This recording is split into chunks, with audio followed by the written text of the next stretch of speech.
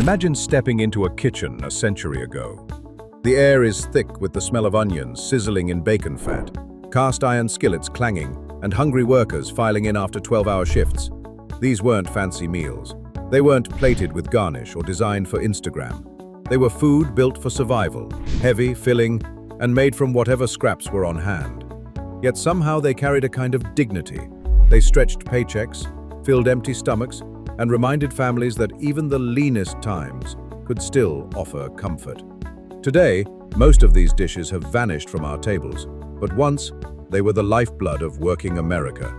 These are 25 forgotten working man meals we abandoned. Working-class kitchens were built on ingenuity.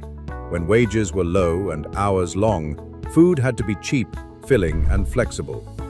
In America, the Great Depression and Dust Bowl turned families into survivalists, creating meals from canned goods, dried beans, and whatever they could grow or barter.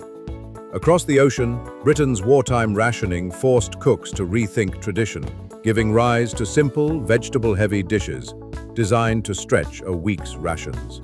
In Poland, government subsidized milk bars fed factory workers with bowls of dumplings and soup for just pennies, while in Norway, the Oslo breakfast was introduced in schools to make sure children started the day with bread, cheese, and fruit.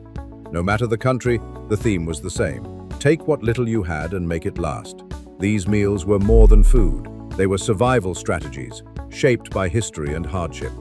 When the Great Depression hit, kitchens became laboratories of survival. Some dishes were born from thrift, others from pure necessity, but all carried the grit of hard times. Take creamed chipped beef on toast, often called SOS by soldiers, short for same old slop. Thin slices of dried beef were stretched in a thick white gravy and ladled over toast. It wasn't glamorous, but it filled stomachs for pennies. Then, there were porcupine meatballs, named for their spiky appearance when rice poked out of the ground beef as it simmered in tomato sauce. A single pound of meat could stretch to feed a family of 6. Macaroni and tomatoes was another standby, pasta boiled, tossed with canned tomatoes, seasoned with salt and maybe a dash of pepper. Simple, tangy, and endlessly adaptable.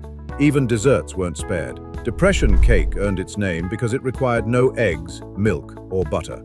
Cocoa, sugar, flour, and water came together in a humble cake that still managed to bring a smile in dark times. One of the most infamous was Hoover stew, a pot of pasta, beans, canned tomatoes, and chopped hot dogs. It carried the name of President Hoover, who many blamed for the Depression.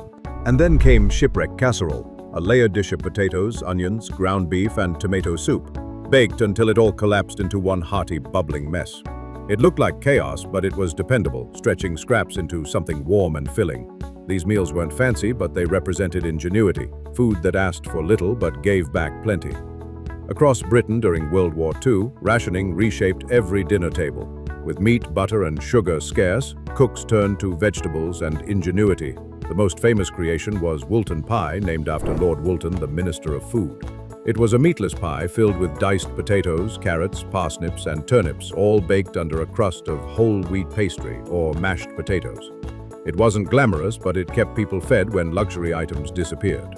For millions, Woolton pie wasn't just dinner, it was a symbol of endurance, proving that even in the darkest years, resourcefulness could keep hope alive. Not every working man's meal was born in crisis. Some were once everyday staples, hearty enough for laborers, yet affordable enough for tight budgets. Liver and onions was one such dish. Packed with protein and iron, it was once common in homes and diners alike.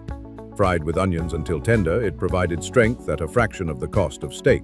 Then came Salisbury steak, a mixture of ground beef, breadcrumbs, and seasonings shaped into oval patties and smothered in brown gravy. It looked like steak, tasted comforting, and carried just enough dignity to feel like a payday treat. And for New Englanders, red flannel hash turned leftovers into something memorable. Corned beef, potatoes, and beets were diced and fried together, giving the dish its signature ruby color. Humble but hearty, it was breakfast or dinner, proving that thrift could still bring flavor. In Europe, working-class meals carried their own traditions. In Britain, the ploughman's lunch became a staple for laborers in the fields and later in pubs. A simple plate of crusty bread, sharp cheese, pickled onions, and a pint of beer. It was quick, affordable, and filling, the kind of food that fueled a long day's work. Some dishes fell through the cracks of time, remembered only in old cookbooks or family stories. Oxtail stew was once considered scraps, but when simmered for hours with onions, carrots, and barley, it turned into a silky, rich pot of nourishment that stretched across days. Potato soup with crackers was another survivor's dish. A pot of boiled potatoes, maybe an onion, a splash of milk if you were lucky, thickened and topped with crushed saltines. It was cheap, filling, and warm enough to fight off winter.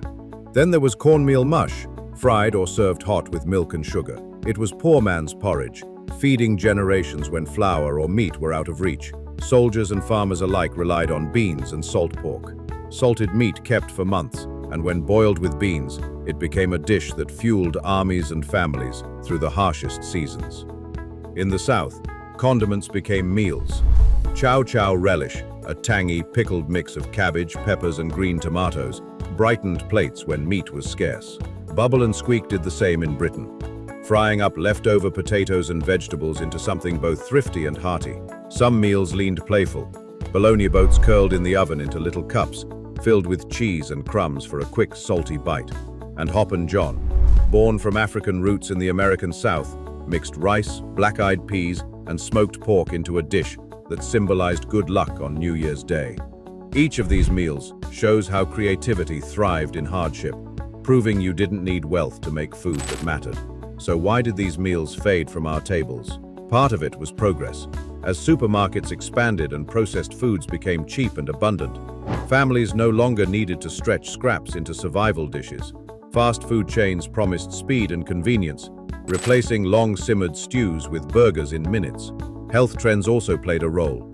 Dishes heavy on salt, fat, or organ meats were pushed aside as unhealthy or old-fashioned, and marketing reshaped our appetites, elevating shiny, new packaged meals, while humble foods like liver and onions or beans with salt pork seemed outdated. In the rush toward modern convenience, these recipes were quietly abandoned, left behind as relics of harder times. But forgotten doesn't always mean gone. In recent years, many of these dishes have resurfaced, fueled by nostalgia, frugality, and a hunger for simpler cooking. Depression-era recipes trend on social media as families look for budget-friendly meals that still deliver comfort. Farm-to-table movements have revived interest in cuts like oxtail and liver, once considered scraps. Even Woolton pie and Hoover stew have found curious new audiences, eager to taste history on a plate. What was once survival food is now reimagined as heritage cooking, a reminder that resourcefulness never goes out of style.